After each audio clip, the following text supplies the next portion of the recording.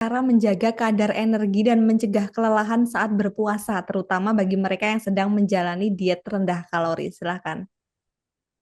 Oke, kalau misalkan untuk berpuasa sedang diet, itu bagaimana caranya menjaga agar tetap fit dan juga tetap berenergi saat menjalankan puasa adalah jangan terlalu ekstrim ya. Jadi kadang ada nih, wah lagi puasa nih, pengen banget makannya cuma dikit gitu.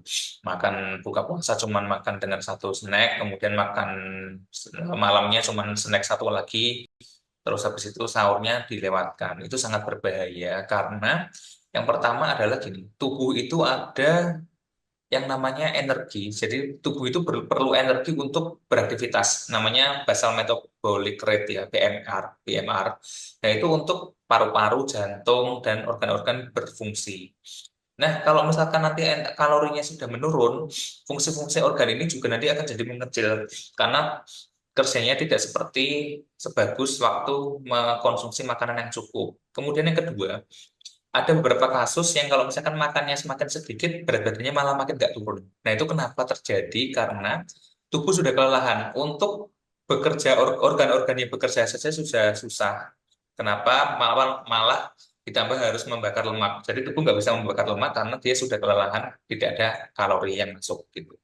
Jadi tetap pada aturan yang tadi, pembatasan kalori 150 sampai 300 kalori, tidak kurang tidak lebih. Kalau misalkan mau lebih pun harus dikonsultasikan ya, apakah memungkinkan dilakukan di waktu bulan Ramadan.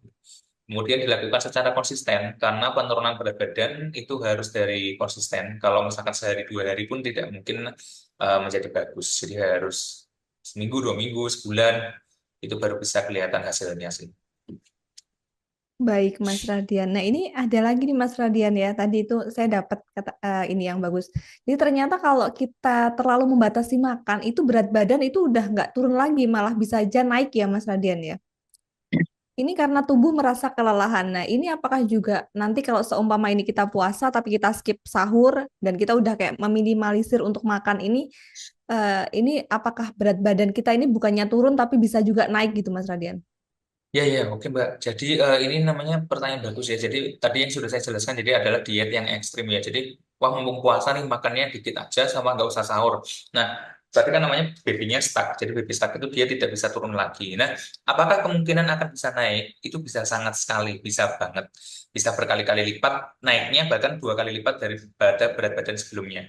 Hal ini terjadi dikarenakan eh, siapa tahu atau mungkin saja waktu awal-awal diet dengan men-skip sahur kemudian juga makan cuma satu kali waktu buka puasa saja, itu berat badannya turun drastis bukan karena lemaknya yang turun tapi cairannya turun, kemudian juga sel ototnya juga turun, persen ototnya juga turun. Nah, waktu lebaran kan biasanya konsumsi makannya biasanya lebih banyak. Itu asupan makannya itu langsung diubah jadi lemak karena ototnya sudah tidak ada. Jadi yang harusnya diisi oleh otot malah diisi oleh lemak.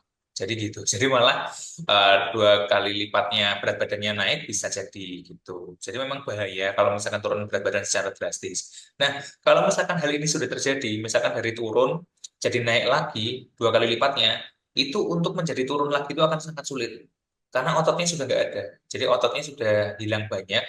Padahal otot itu membantu membakar lemak. Jadi kalau misalkan ototnya persennya sangat sedikit, pembakaran lemaknya sangat susah. Gitu. Jadi memang harus saya lakukan cara yaitu adalah mengubah pola makan agar metabolismenya menjadi lebih bagus lagi, baru nanti bisa ditingkatkan untuk persen ototnya dan juga nanti persen lemaknya biasanya akan menurun gitu. Download Tribun X sekarang. Menghadirkan lokal menjadi Indonesia.